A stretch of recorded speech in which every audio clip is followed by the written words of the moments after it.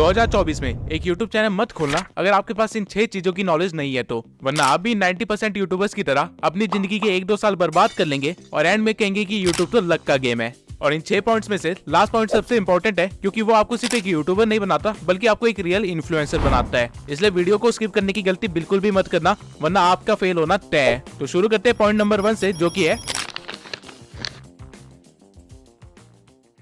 2024 के शुरू होते ही आप लोगों ने एक रेजोल्यूशन तो बना ही लिया होगा कि इस साल मैं अपने चैनल पे इतने सब्सक्राइबर्स तो गेन करके रहूंगा ही रहूंगा, या फिर एक नया चैनल बनाऊंगा और उसे किसी भी हालत में मोनेटाइज करवाऊंगा। लेकिन 1 महीना हो गया है और आपको कुछ भी ग्रोथ नहीं दिख रही है और आप ऑलरेडी गिव अप करने की हालत पे हो। इसका रीजन ये है कि आपको पता ही नहीं है कि YouTube का एल्गोरिदम वर्क कैसे कर रहा है। आप जानते ही नहीं हो कि YouTube आपसे चाहता क्या है और बस एक तरफा प्यार की तरह आप अपनी तरफ से एफर्ट डाले जा रहे हो और कोई रिस्पॉन्स नहीं मिल रहा है।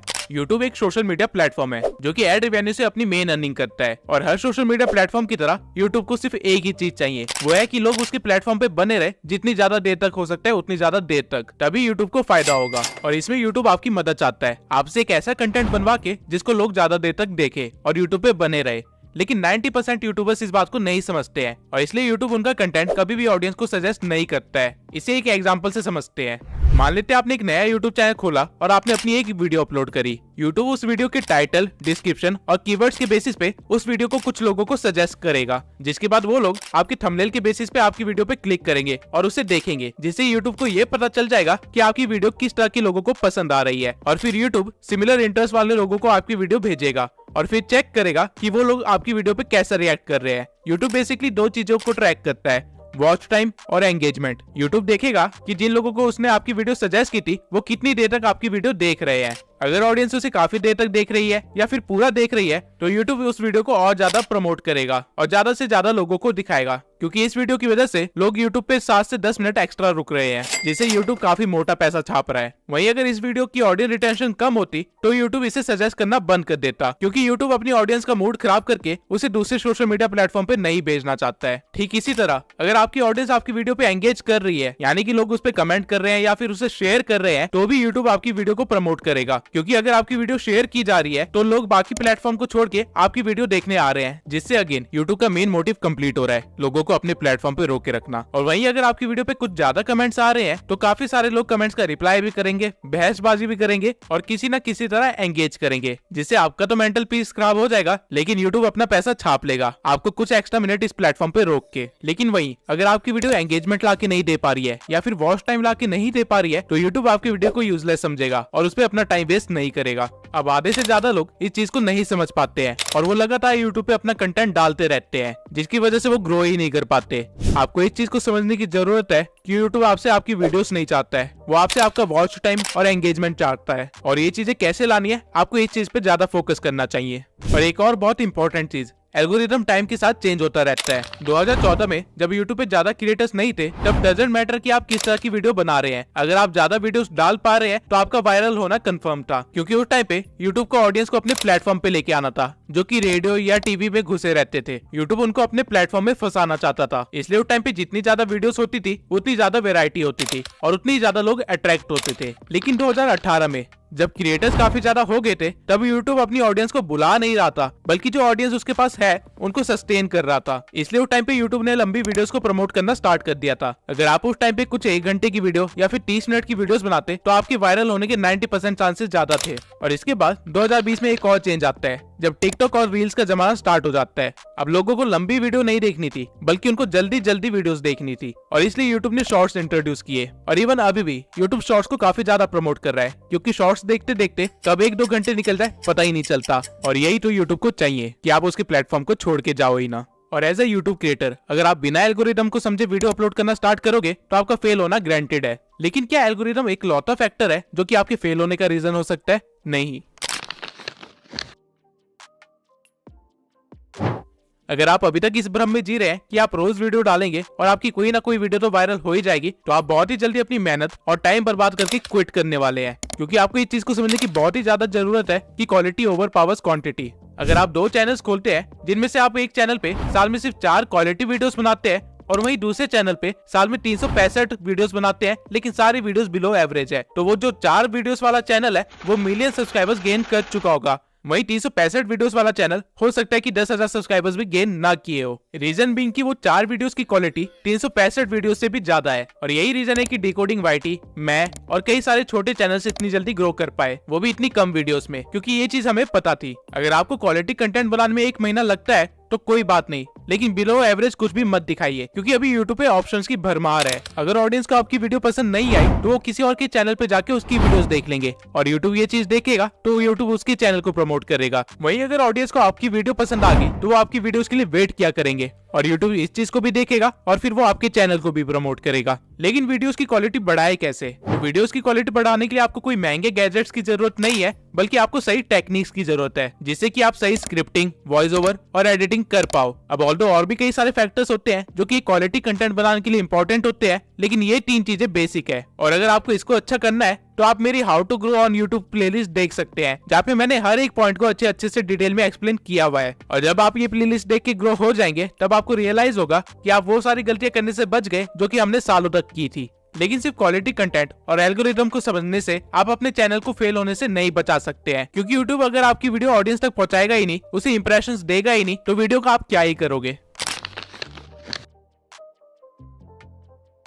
अगर आपको नहीं पता कि रिटर्निंग व्यूअर्स कैसे इंक्रीज करे, या फिर न्यू व्यूअर्स को कैसे गेन करे, या फिर अपनी वीडियो को रैंक कैसे करवाए, या फिर CTR, RPM, CPM जैसी चीजें क्या होती है, तो आप एक बड़े से जंगल में बिना मैप के निकल चुके हैं, जहाँ पे आधे रास्ते में आपको YouTube नाम का एक शेर खाने वाला है। SEO में रैंक करने के लिए बेसिकली आपको 3 चीजों की जरूरत होती है: टाइटल, कीवर्ड्स और थंबनेल। और इनके सिवाय अपने SEO को ट्रैक करने के लिए और उसे और भी ज्यादा इंप्रूव करने के लिए आपको YouTube के एनालिटिक्स को अच्छी तरह से देखना आना चाहिए, क्योंकि अगर आपको अपना एनालिटिक्स समझ नहीं आ रहा है तो आप अपनी ऑडियंस को नहीं समझ पा रहे हो। एंड अगेन, अगर आप अपनी ऑडियंस को समझ नहीं पा रहे हो तो एल्गोरिथम आपकी मदद नहीं करेगा। अब सही से टाइटल, डिस्क्रिप्शन और हैशटैग्स कैसे डालते हैं, इसके ऊपर मैंने ऑलरेडी एक वीडियो बना रखी है। लेकिन एनालिटिक्स को स्टडी कैसे करे, उसे इंप्रूव कैसे करे और उसके साथ उसको ऑप्टिमाइज कैसे करे, इसके ऊपर मैंने अभी तक कोई भी वीडियो नहीं बनाई है। तो अगर आप लोग चाहते हैं कि मैं इस टॉपिक पे एक वीडियो बनाऊं तो कमेंट सेक्शन में एनालिटिक्स लिख दीजिए। 1000 कमेंट्स होते ही मैं वीडियो बनाना स्टार्ट कर दूंगा। बस सोचिए, आप सब कुछ सीख जाते हैं और अपने चैनल की क्राइटेरिया को पूरा करने के बाद उसे मोनेटाइजेशन के लिए अप्लाई करते हैं, और YouTube आपको रिजेक्ट कर देता है। ऐसा होने के चांसेस बहुत ही ज्यादा है अगर आपको नहीं पता कि YouTube की पॉलिसीज और गाइडलाइंस क्या है।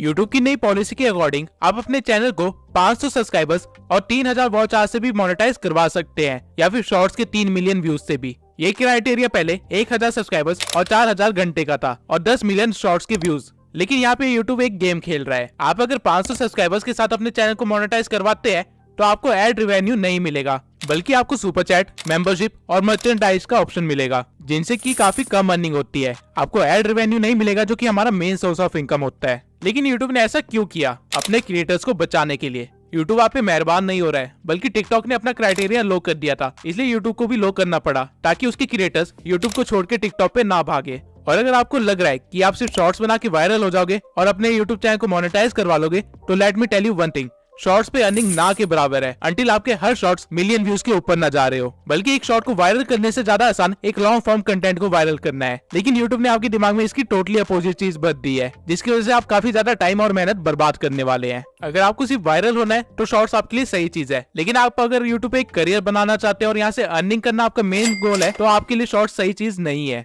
इसके सिवाय AI के ट्रेंड में होने के कारण YouTube ने AI से रिलेटेड भी काफी सारी पॉलिसीज निकाली है, लेकिन इन पॉलिसीज में कहीं पे भी AI वॉइस यूज करने से मना नहीं किया गया है, अंटिल आप किसी और की वॉइस को क्लोन करके अपनी वीडियो बना रहे हो। अगर आप 11 लैब जैसी किसी वेबसाइट से अपनी वॉइस जनरेट करवा रहे हो तो कोई प्रॉब्लम नहीं है, लेकिन अगर आप उसको बोलते हो कि डोनाल्ड ट्रंप जैसी वॉइस को क्लोन करके आपकी वीडियो बनाए, तो आपके लिए एक प्रॉब्लम है। सेम वे में अगर आप AI से कोई वीडियो 0 से एडिट करवाते हो तो कोई प्रॉब्लम नहीं है, लेकिन अगर आप किसी और का कंटेंट उठा के उसे AI में डाल के कुछ और बनवाते हो और फिर उसे YouTube पे अपलोड करते हो, तो आपके लिए एक बहुत ही बड़ी प्रॉब्लम है। और इवन आप AI की वॉइस को भी लगातार यूज नहीं कर सकते हो डायरेक्टली, वरना वो रीयूज कंटेंट में आ जाएगा। आपको अपनी वॉइस को थोड़ा सा एडिट करना पड़ेगा। ठीक इसी तरह कॉपीराइट क्या है, इससे कैसे बचा जाता है और सही तरीके से किसी को एट्रीब्यूट्स कैसे दिए जाते हैं ताकि कभी लीगल केस में ना फंसे, इन सब की नॉलेज होना बहुत ही जरूरी है। वरना मैं ऐसे भी कई क्रिएटर्स को जानता हूँ जिनके मिलियंस में सब्सक्राइबर्स थे, लेकिन ये पॉलिसी गाइडलाइंस को वायलेट करने की वजह से रातों रात उनका चैनल गायब हो गया। कॉपीराइट के ऊपर मैं अलग से एक डेडिकेटेड वीडियो जरूर बनाऊंगा, क्योंकि ये एक बहुत ही बड़ा टॉपिक है और साथ में काफी कॉम्प्लेक्स भी है। आप कह सकते हैं कि इसको समझाने के लिए एक लॉ की डिग्री होना बहुत ही जरूरी है, क्योंकि यूट्यूब की कॉपीराइट पॉलिसी यूएसए के एक्ट के अकॉर्डिंग चलती है। लेकिन इससे डरने की कोई भी बात नहीं है, बस आपको थोड़ी सी नॉलेज होनी चाहिए ताकि आपका करियर बच सके। अब ऐसे भी कई सारे चैनल्स हैं जिन्होंने इन सब चीजों का ध्यान रखा था, लेकिन आज उनकी हालत एक नए यूट्यूबर से भी बेकार हो रखी है। लेकिन ऐसा कैसे हुआ? यूट्यूब एक रियल बिजनेस है और हर बिजनेस की तरह यहाँ पे भी कंपटीशन है, और अगर आप अपने कंपटीशन को नहीं भाप पाए तो आपका कंपटीशन आपको खत्म कर देगा। और कुछ ऐसा ही हुआ है जुन्नू की टेक और फैक्ट टेक के साथ। और ये प्रॉब्लम आपको सिर्फ तब नहीं आएगी जब आप ग्रो कर चुके होगे, बल्कि आप जब ग्रो करने की कोशिश कर रहे होगे तब आपको रियलाइज होगा कि आपसे बेहतर चैनल्स आपके बिल्कुल बगल में ही खड़े हैं और आपसे कम्पीट कर रहे हैं। और अगर आपको उनको पीछे छोड़ना है तो आपको कुछ ऐसा करना पड़ेगा जो कि कोई और नहीं कर रहा है, वरना आप भी उन 90% यूट्यूबर्स की तरह इस कंपटीशन में दब के खत्म हो जाओगे। अब अगर आप सोच रहे हैं कि मैं नीश ही ऐसे सिलेक्ट करूंगा जिसमें कंपटीशन ना के बराबर हो, तो आप बहुत ही गलत हो, क्योंकि ऐसी कोई भी नीश नहीं है जिसमें कंपटीशन ना हो। आप कुछ भी इमेजिन कर सकते हैं और जब आप सर्च करेंगे तो आपको उसमें कंपटीशन मिलेगा ही मिलेगा। तो कंपटीशन से बचे कैसे? इसका सिर्फ एक ही तरीका है कि आपको ट्रेंड के साथ चलना पड़ेगा, एडेप्टेशन करनी पड़ेगी और साथ में अपनी एक यूनिक आइडेंटिटी बिल्ड करनी पड़ेगी। इवन हमारी नीश में भी काफी सारे क्रिएटर्स 5 साल से भी पहले बैठे हुए हैं, लेकिन पिछले 1 साल में एक नया ट्रेंड आया है जिसकी वजह से इन बड़े क्रिएटर्स को भी मुश्किल का सामना करना पड़ रहा है। वो है एडिटिंग का ट्रेंड। ये सारे क्रिएटर्स अपनी फेस कैम वाली वीडियोस को हटा के अब एक व्हाइट बोर्ड पे आ गए हैं, जहाँ पे ये व्हाइट बोर्ड पे सारी चीजें एक्सप्लेन कर रहे होते हैं। लेकिन नए ट्रेंड में जहाँ एडिटिंग के थ्रू हर चीज को एक्सप्लेन किया जा रहा है, उसे ये अडेप्ट नहीं कर पाए, जिसकी वजह से छोटे चैनल्स भी इनसे ज्यादा व्यूज ले जा रहे हैं। और ठीक इसी तरह छोटे चैनल्स में भी कॉम्पिटिशन काफी ज्यादा बढ़ गया है, जहाँ पे ग्रो करने के लिए आपको कुछ यूनिक करना पड़ेगा। और वो कोई भी छोटी सी चीज हो सकती है, चाहे आपके बोलने का तरीका हो सकता है, आपकी स्क्रिप्टिंग का स्टाइल हो सकता है, या फिर मेरी तरह एक एआई अवतार हो सकता है, लेकिन कुछ अलग जो कोई और ना कर रहा हो। अब अगर आप कंपटीशन से बच भी गए तो आपको वो करना है जो बड़े क्रिएटर्स मजबूरी में नहीं कर पाते हैं और छोटे क्रिएटर्स बिना किसी प्रॉब्लम के कर सकते हैं। 2024 में हर क्रिएटर को पता है कि उसकी ऑडियंस की वैल्यू कितनी है, इसलिए वो रेगुलर बेसिस पे Q&A और लाइव स्ट्रीम्स करते रहते हैं। लेकिन अगर आपने इन चीजों को इग्नोर करने की गलती की तो आपका यूट्यूबर बनने का सपना सपना ही रह जाएगा। ऑडियंस को कोई सेलिब्रिटी नहीं चाहिए, बल्कि उनको एक मेंटोर या फिर एक फ्रेंड चाहिए जिससे वो इन्फ्लुएंस हो सके या फिर जिनके साथ वो आगे बढ़ सके। और ये डिफरेंस आप तभी क्रिएट कर सकते हैं अगर आप उनसे एंगेज हो, डायरेक्ट डीएम के थ्रू, कमेंट्स के थ्रू, Q&A के थ्रू या फिर लाइव स्ट्रीम के थ्रू। जब तक मेरे इस चैनल पे 10,000 सब्सक्राइबर्स नहीं हो गए थे, तब तक मैं अपने इंस्टा पे डायरेक्ट डीएम के थ्रू हर एक बंदे का रिप्लाई किया करता था और उनकी हेल्प करता था। मैं पर्सनली भी काफी लोगों को गाइड किया है और मैसेजेस के थ्रू मैंने 1000 से भी ज्यादा लोगों से एंगेज किया है और उनको इस बात से खुशी मिलती है। वो लोग मुझे एज ए यूट्यूबर से बढ़ के एक फ्रेंड और एक मेंटोर की तरह देखते हैं और अनकंडीशनली सपोर्ट भी करते हैं। और इसी वजह से मेरा नेटवर्क भी इतना स्ट्रॉन्ग हो पाया, जिसकी वजह से मुझे काफी सारे नए यूट्यूबर से मिलने का मौका मिला और काफी सारे स्ट्रगलर्स से भी मिलने का मौका मिला और हम सब एक दूसरे की हेल्प करते हुए आगे बढ़े हैं। जैसे कि मेरी पिछली वीडियो का थंबनेल देवेश ने बनाया था, जिसको मैंने हेल्प की थी यूट्यूब पे ग्रो करने के लिए। आप एक बार जाके उसका चैनल भी देख सकते हैं। इवन आज भी सोने से पहले मैं कम से कम 20 से लेके 30 डीएम्स का रिप्लाई करता हूँ और इससे एक ऐसा इम्पैक्ट बना है कि कल को अगर मैं कोई एक नया चैनल भी खोलता हूँ, भले कुकिंग के ऊपर ही क्यों ना हो, वो लोग मेरे को सपोर्ट करेंगे। डजंट मैटर कि मैं क्या कर रहा हूँ। जैसे जैसे चैनल ग्रो होने लगता है, आपके पास काम बढ़ने लगते हैं और आपके पास ऑडियंस से एंगेज करने का उतना ही कम टाइम बचता है। लेकिन मेक श्योर जिन्होंने इस चैनल की स्टार्टिंग में आपको सपोर्ट किया था,